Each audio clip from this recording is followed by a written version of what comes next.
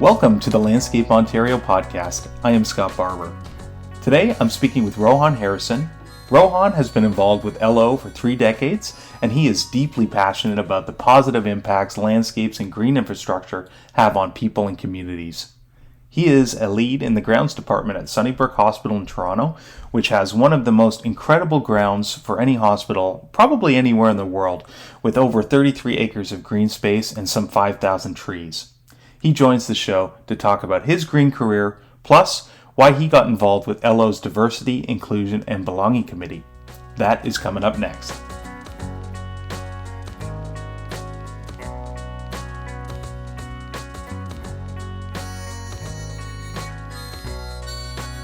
So Rohan, thank you so much for connecting with us today. I'd love to start first with a bit about yourself and, how did you wind up in the horticulture profession? Well, it's a long story. I've been in agriculture my entire life, but what led me into horticulture profession directly, I would say it's a generational influence. Throughout my life, I've been involved through my family farms in Jamaica. And so the natural progression was to embrace agriculture as a profession, which I did. I studied agronomy at the post-secondary level. Eventually, that love for plants and the outdoor landed me the opportunity to manage one of Jamaica's larger farming operations. There, I was responsible for 3,900 workers on an 11,400 acre farming operation. And I was also responsible for the research and production of sweet sorghum. At the time, it was used as an additive to the gasoline, the hydrated ethanol. And it was while working there, I noticed that a certain group of workers, though they were very poor, Scott, they were always happy. They always seemed so relaxed compared to the factory workers. And I always wondered why. But I didn't explore in any depth why this happened. I just always wondered why these guys are always so happy, so relaxed, so carefree. Mm-hmm. But when I came to Canada, I did not get employed right away. So what I did to fill my day was to read agricultural material, because that was my background naturally. And I would refresh my memory on the various research projects I had completed in the past. During that time, I had a few trips across the border, and I heard about Ivy League schools. And I asked myself, why most of these schools had such great landscapes? So I was wondering, was it the landscape why the students did so well? And of course, my research brain started working again. But I could not get enough reputable medical reference why these schools did so well from a agronomical point of view. But I keep seeing work done by a Dr. Roger Ulrich is his name, yes, regarding green spaces and health and well-being. So this naturally shifted my focus again. And then I started to appreciate the reason why those workers back in Jamaica then were so happy. I believe it was the health benefits from the green space that they were working in. So I reignited my research again, and I came across an initiative called the Pebble Project, which BC Victoria Health was the only one in Canada at that time that had any published involvement. I wondered why others, especially in my own province, were adopting more of an evidence-based green approach to healthcare. And I mean true green, not just reduce water flushing toilets or LED light installation, but incorporating plants into the environment and building discussions. So you see, at that time, I also appreciated that as our population and city grew bigger and older, more people would require more life-sustaining healthcare. Mm-hmm. And unfortunately, more of our green space will be sacrificed and replaced by green infrastructure for hospital buildings or healthcare facilities. So I figured we would continue to lose more garden beds to hospital beds. I realized then that we could not even begin to restructure or to reduce our healthcare facilities pressure because of the demand.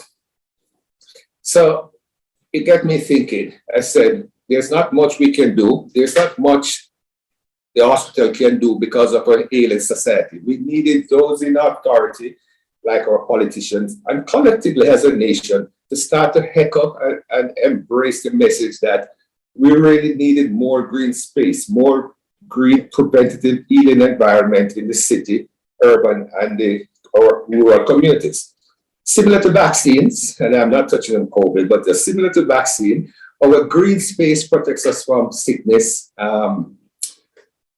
especially caused from depression, stress, lack of oxygen, exposure to volatile organic compounds, obesity, immobility from sedentary lifestyle, and a number of them. As a matter of fact, a lot were highlighted by your recent guest at Congress, Dr. Melissa Lem.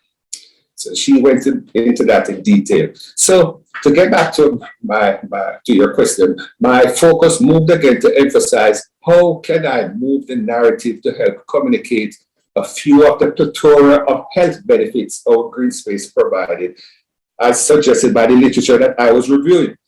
So and this was back in the 90s, and information wasn't easily referenced as it is today. So I then decided to transition into the landscape industry. After a brief stint with ChemLawn, I did a couple of years with ChemLawn, decided to start my own business. The thought process, there's the catch, the thought process being I would help homeowners realize some of the awesome health benefits of our green space. Was I ever wrong? Not only was I not able to articulate my findings, I was also operating counterproductive to the divine plans of the Creator, who charged us all with the responsibility to steward this awesome resource we commonly refer to as Mother Nature. My operation, Scott, was not being very sustainable. It was actually reducing biodiversity in what I was doing. Note, I'm only speaking for myself, not a hit against the turf sector group. So that's a disclaimer. So I realized I need a more recognized canvas to paint this green stewardship picture. So where could I go? Not sure of your spiritual background, but I knew I had a divine intervention as a decade later, I got invited to look after a hospital grounds. They wanted their grounds they wanted to elevate the aesthetics of their landscape. And I thought this was a blessing and a perfect opportunity and a platform to promote the message that turf, trees, and our landscape impact our health and well-being positively. And at that time, this is now mid-2000, many were by now concerned and agreed that plants or green infrastructure were a real solution to health and well-being. But they were not engaged, mainly because they were unfamiliar with the scientific findings. In other words, to them, this info was not scientifically proven.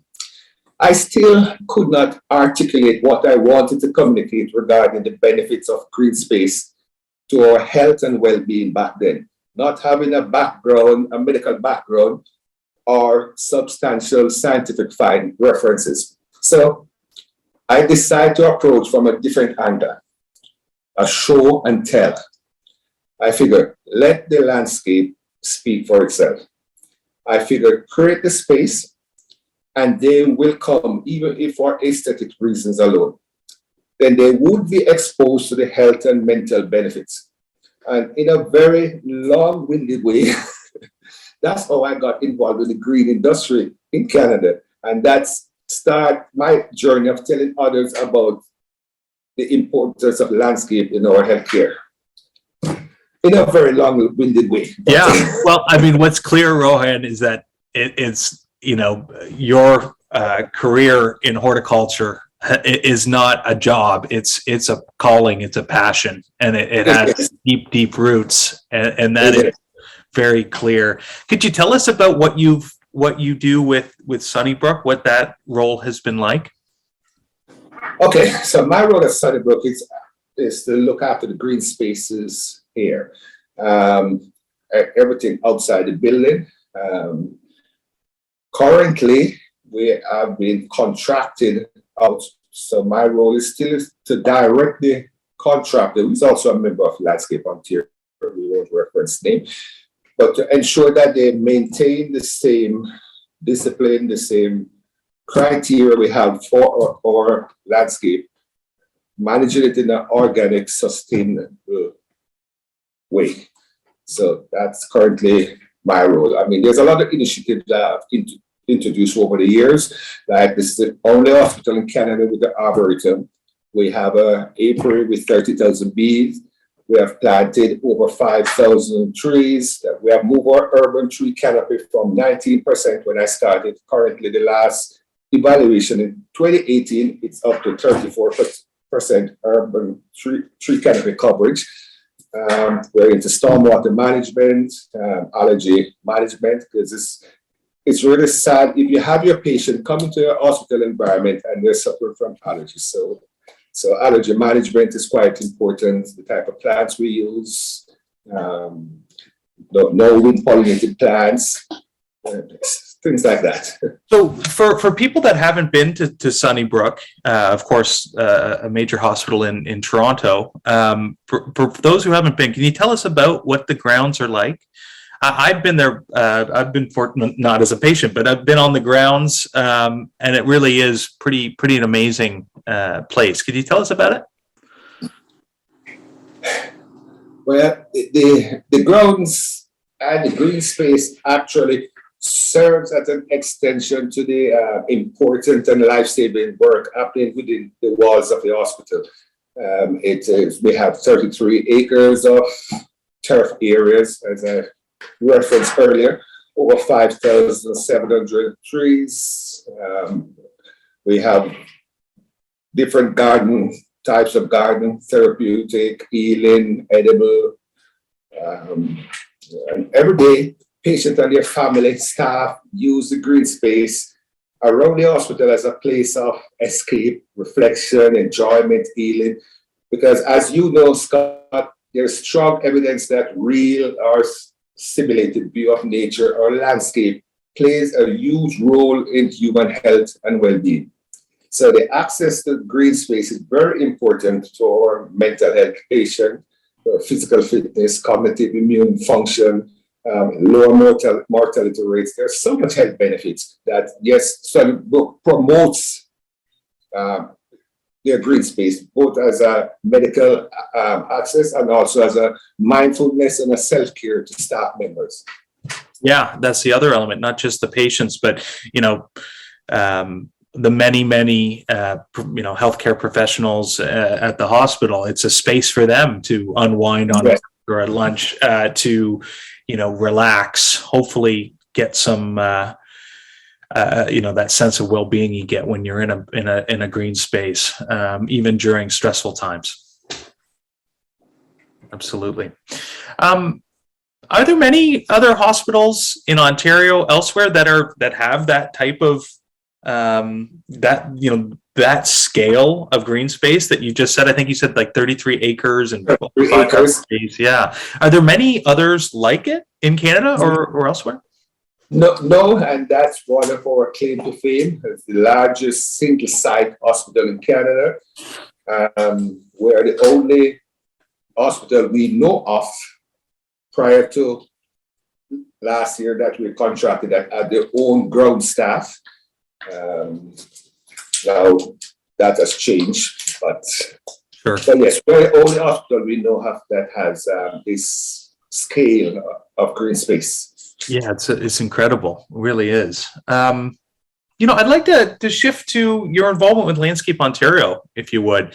How did you first get involved with the association? Well, as mentioned before, when I came to Canada, because I did not get employed right away, apart from reading agriculture material and refreshing my memory on the various research projects that I did in the past, I would go to Landscape Ontario office located at Madison Boulevard at the time to read landscape material. So once I started working at ChemLawn, I got formally involved into the association. Then I started my own business in 1994. So I became a member then and volunteered on the various sector group, including the turf and the IPM. And so how long have you been involved? When was that? When was that? Well, formally from 1992 through ChemLawn, but I've actually been involved since 1991. I used to just go there as a non-member, sit in that office at Madison Boulevard, reading material because I had nowhere else to entertain my day. Right. Wow. So we're talking, to go over 30 years. Over 30 years. That's amazing. And what is, so you talked about the sort of how it started. Why have you continued to be, a supporter, a member, a volunteer with the association for all these years? Well, as again referencing back in 1991, since my background was in agronomy, I always wanted to be part of something that appealed to my intellect, to my training, and provide opportunity and experience that I could experience continued growth. And that was LO. LO fit the bill. I could see the seeds that were being planted at LO at that time, and I thought that this could be potentially a great association in the years ahead. And was I ever right, looking back now? Also, Scott, we were never created to do life alone, professionally, socially, or otherwise. Though still limited, LO provided me a conduit to meet some wonderful professionals, folks like Tony, Joe, Jet McMahon, John Wright, Don Boris, and many others. Actually, I shouldn't have started to call names. I was not leaving someone out. but so many wonderful, genuine, great folks, especially in the turf sector group, and now currently on the diversity, inclusion, and belonging committee. I hope I got that right. Under Ed Anson's leadership. What a selfless group of professionals. And honestly, today I am better professionally because of my involvement with LO. It's wonderful to hear about that, and obviously it as you said, it goes back into the early 90s, so that's pretty amazing. You've obviously seen quite a bit of changes and growth in the association over that time, which is cool. So you mentioned the Diversity, Inclusion, and Belonging Committee. Can you tell us, why was that something you wanted to be a part of? Why I wanted to be involved? Good question. Well, it's a long story, but I'll try to exercise some brevity in answering your question. I really didn't want to be a part of this committee because of the fear of tokenism. After being around LO since the early 90s, I was always challenged by the optics that greeted me at events and at the website. There are events that I was the only one of the BIPOC community there. So, and looking through the lens of someone from the African diaspora, it was very homogeneous, not very inviting, which can be viewed as exclusive. For the marginalized folks, there was no attraction or enticement to join. But I still wanted to be a member. And when I listened to Tony Dungy, Super Bowl winning coach, he said something that still resonates with me to this very day. And I have it here. I want to read it so I get it right. He said, I've never seen a successful team whose membership pursue different objectives or who rebel against the culture. In fact, a team that isn't unified and headed in the same direction isn't much of a team at all. It is simply a collection of individuals. Tony further reminded us that high-performing teams have members who strive to own their roles and give their best. They take ownership.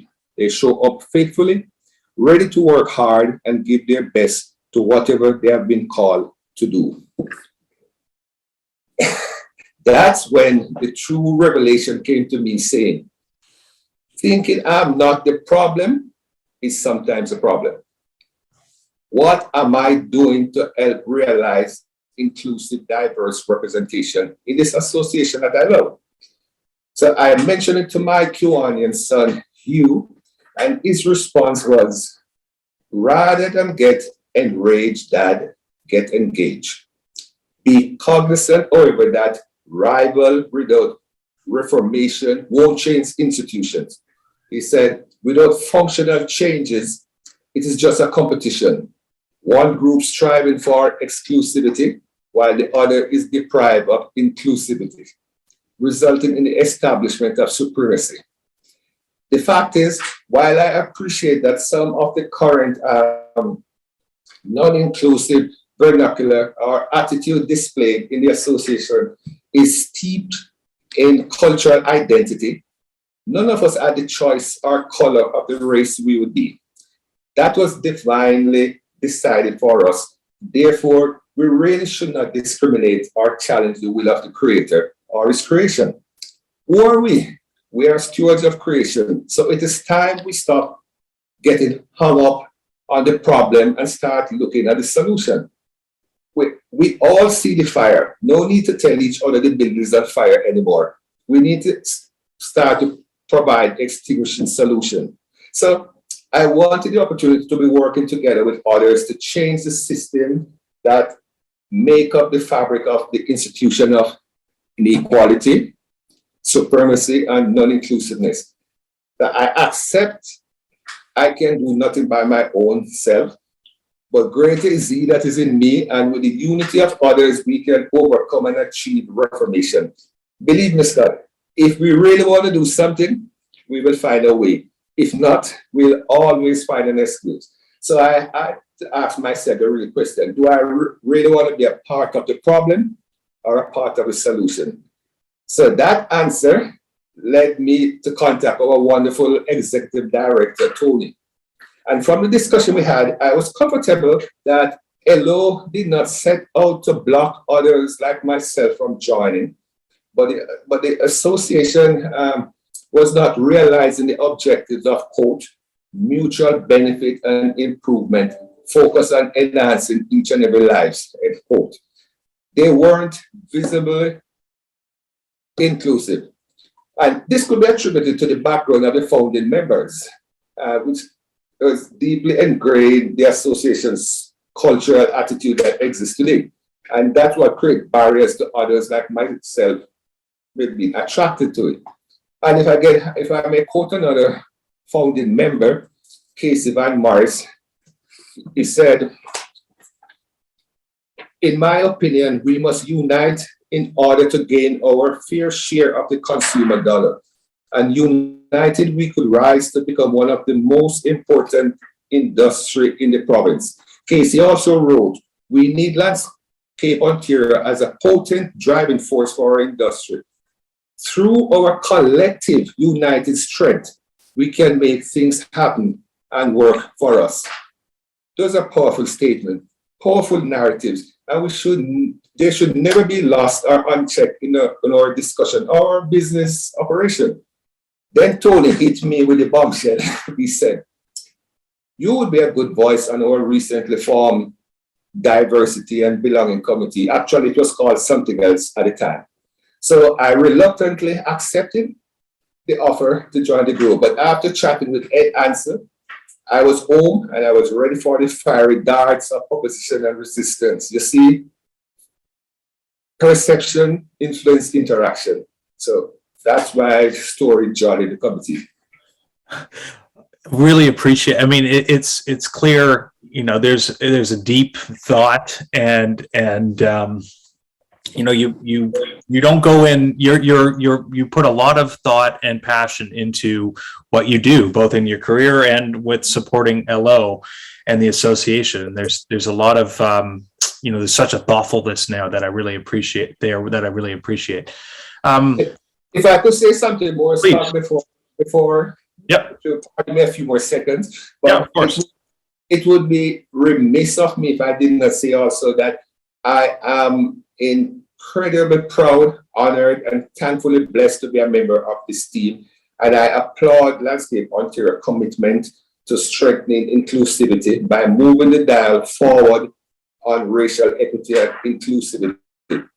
Thank you to the receptive and instinctive leadership team and all the talented individuals on this committee, Joe, Ed, and others. They have devoted resources and have held themselves accountable, and they are making important strides in creating more of a diverse association. And I'm really impressed how each member approached the sensitivity of the objective and have faithfully taken ownership of their roles to give this commitment their very best. So I just want to applaud them and say thank you. Yeah, absolutely. And with the committee, it's a long-term process. I think it's fair to say, this isn't something that, it's a few meetings and it's over. This is a long-term commitment. What do you hope to see in the coming months and years? What do I hope?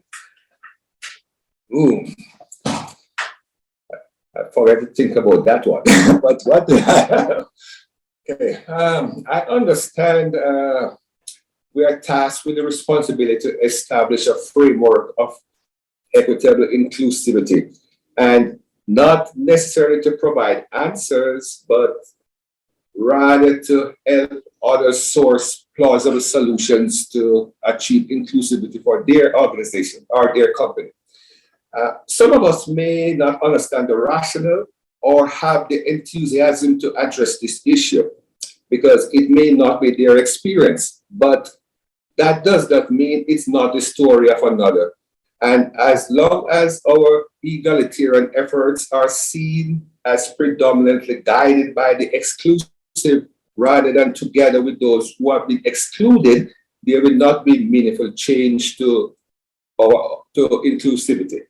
So currently, most of those in the industry who are not associated with the association do not realize its true objective, value, and benefits, and have no reason to search for LO. And if they happen to come across LO and decide to check it out, the first impression is not inclusive and or inviting despite the awesome online presence and the awesome website that we have. So I'm praying that we will be able to suggest a blueprint so everyone in the profession may use it to make changes to ensure diversity, equity, inclusion within their respective companies. I'm also praying, Scott, that Landscape Ontario will be the beacon or the lighthouse during this tumultuous adventure, because we cannot just hope the challenges to inclusivity will sort itself out. We must each be willing to be part of the answer, part of the process. We must be willing to challenge change. And the journey starts with this committee, of course, with the blessing of the board.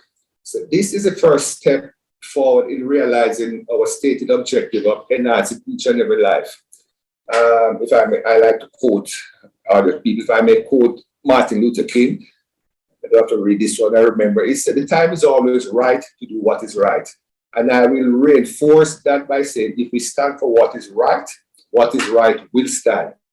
We own this truth self-evident that all people are created equal. We may fail at first, but so did Thomas Edison, so did Walt Disney, so did Sir James Dyson. They eventually found a way to succeed. We will find a way to succeed, I believe. So LO need to be the stadium for all the players to play in. One common playground for all. This will ensure a competent, professional, healthy service will be offered at all times, irrespective of the company or let's keep it in the football reference of the player. inclusivity will ensure global respect and significance of our industry. That's why we have to find a way to get all the players into our stadium, and it starts with being more inclusive. As long as it's we and them, those that do not follow proper business practices will only serve to disenfranchise our industry, relegating it to the old adage of grass cutters. We are professionals providing services that strongly impact our health and well-being. It's time to take our place, Scott, in society, and it starts with this committee. That's incredibly powerful. I thank you for that. I'm not quite sure how to follow that up, other than to say, thank you for that. And I do want to ask, if there's anything else that we haven't touched on already in our conversation. I mean, we could speak about these issues for hours, and in fact, I hope we can do that sometime. But for this purposes, we'll try to keep it in a sort of a more of a package that's easier for listeners. So I'd like to ask if there's anything else that we haven't touched on that you'd like to share with the yellow community.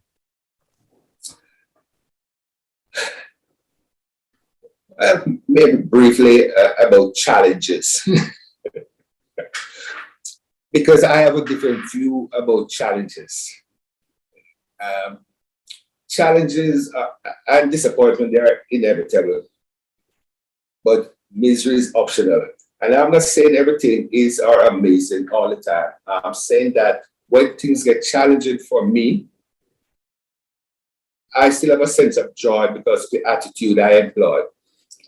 Because I truly believe challenges produce growth, intellectually, spiritually, and professionally. So rather than focus on the challenges and depression, I look at and embrace the positive opportunities. When you think about it, ships do not sink because of the water around them. They sink because of the water that gets into them.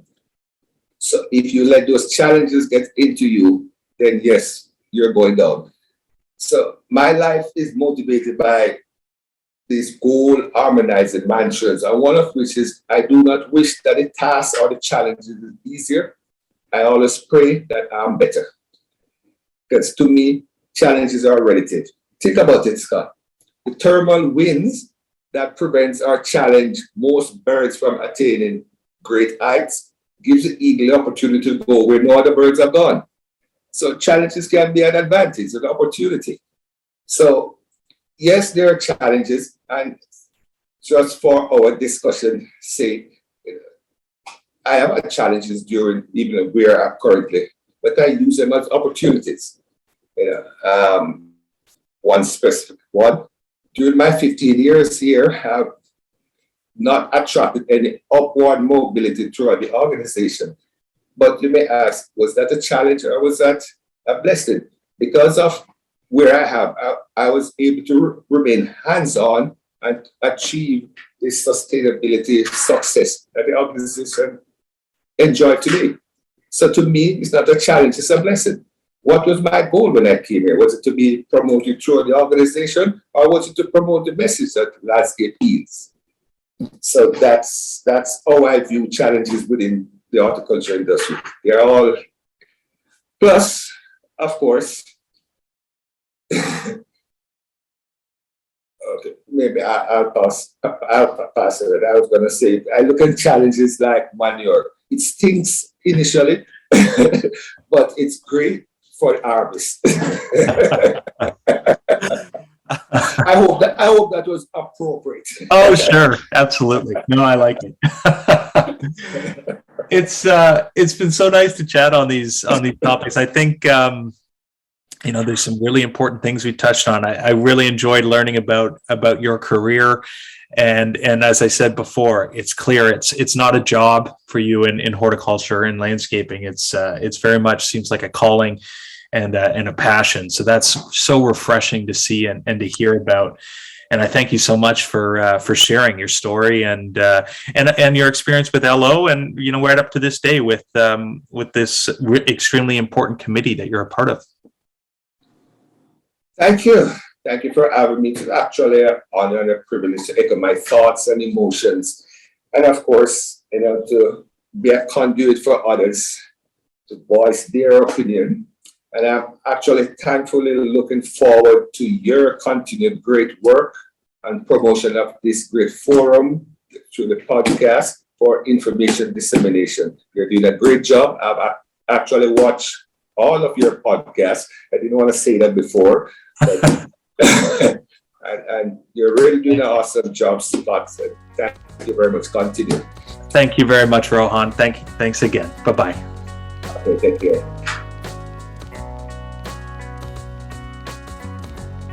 Thank you for listening to Landscape Ontario podcast. We hope you'll subscribe to get a new episode every month.